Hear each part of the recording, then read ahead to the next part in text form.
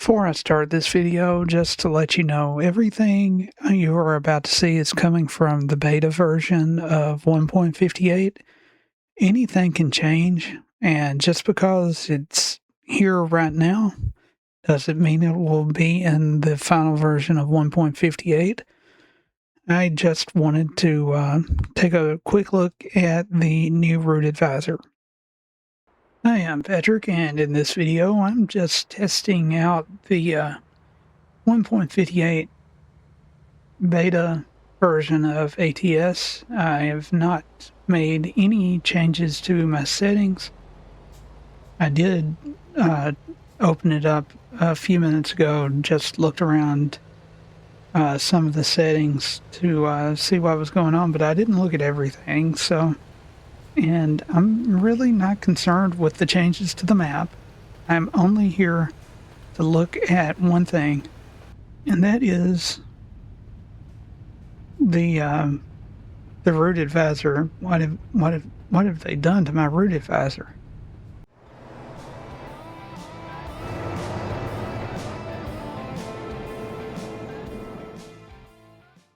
Also, there is a gas station right there. Just a regular gas station.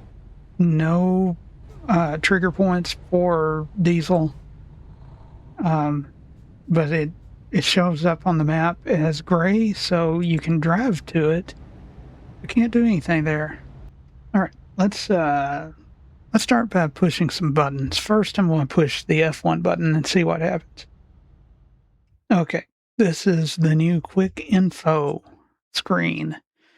Sadly, to see how much damage your truck has, you have to pause the game now. You can't look at the bottom right screen anymore on the root advisor. You have to pause the game to bring up the quick info. To see job information, you have to push the F1 key. To see the damage to your truck, F1 key. Local regulations. Well, that's interesting information. You see that the city and local roads have speed limits. I would argue that this is useless information. From here, you can pull up the photo mode. Well, guess what? There's already the option to do a keybind for that. You can call service. We could do that from the F7 menu. I'll get to the F7 menu soon. Vehicle adjustments, that was the F4 menu. And then widget adjustments. This is now the F6 menu. That's ridiculous. And you can also look at controls. Mapping options. What does that mean? Oh, that just brings up the key bindings,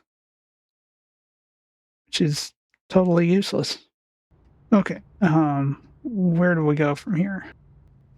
Okay, so here, let me show you what happens if you push F3. Okay, the map's gone. The map is back. Okay, what about F2? F2 works as usual. Okay, F4. F4 works as usual. All right, F5 zooms the map, which I'm pretty sure is normal. And then F6. This is new.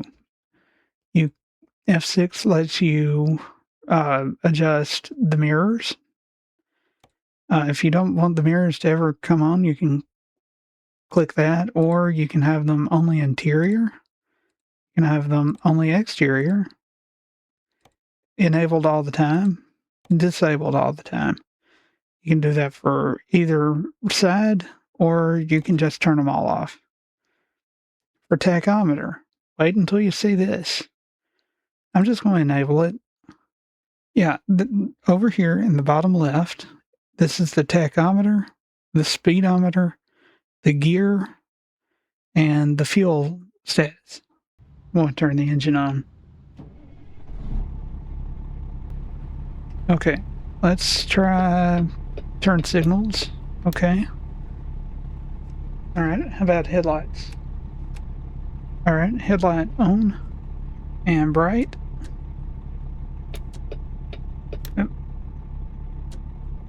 Okay, so that all shows up down there. Now, there's another option in the F6 menu. That is to enable indicators. Now, that is not left-right indicators. That's these indicators.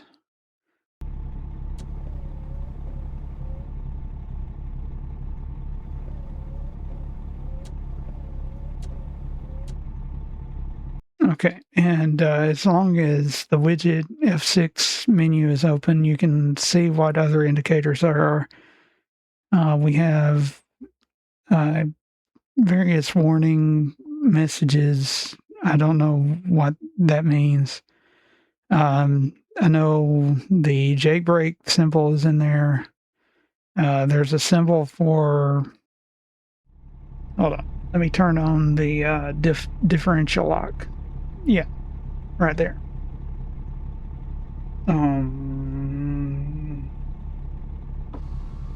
No, there's no symbol for. Oh, jailbreak. Jailbreak's on. Gear changes in the tachometer screen. But again, there is nothing on here about truck damage.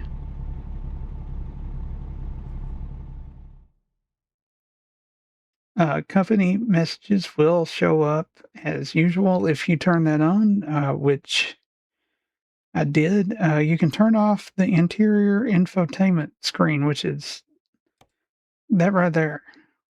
There's already a possibility of key binding for that. That is not unnecessary unless you're on console.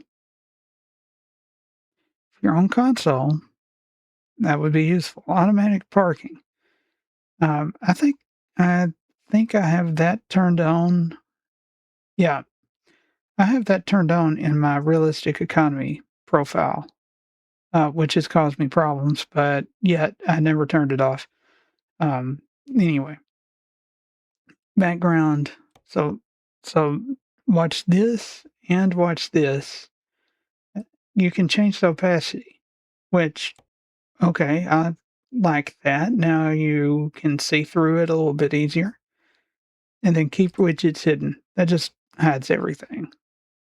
That I mean, a lot of people are going to probably click that button. Okay, so what happens if you press F7? Um, that's the F7 services button. That used to, you would pull up the F7 screen, you would see the damage to your truck, and then you could press enter to bring up this menu. Now you just press F7 and that comes up. And to get rid of it, escape. All right. What does F8 do? Nothing. F9? Nothing. F10? Apparently F10 takes a screenshot. I didn't know that. What about the pause button? Oh, wait a second. I've seen this before. Yeah, F1 and pause. And that, as far as I can remember, F1 was always the same as the pause key. So in conclusion, what they have done is they have made the user interface in the vehicle look a lot more like a racing game than what it was before. A lot of people are not going to like that. A lot of people just turn it off and don't care. Personally, I'm hoping that somebody who makes the minimal advisor interfaces will make a classic mode that brings back the classic root advisor information in a simple bar at the top of the screen or the bottom of the screen. But we'll see. Oh, and by the way, they changed the spooky horn again. It works now. If you press the button, yeah, if you hold the button.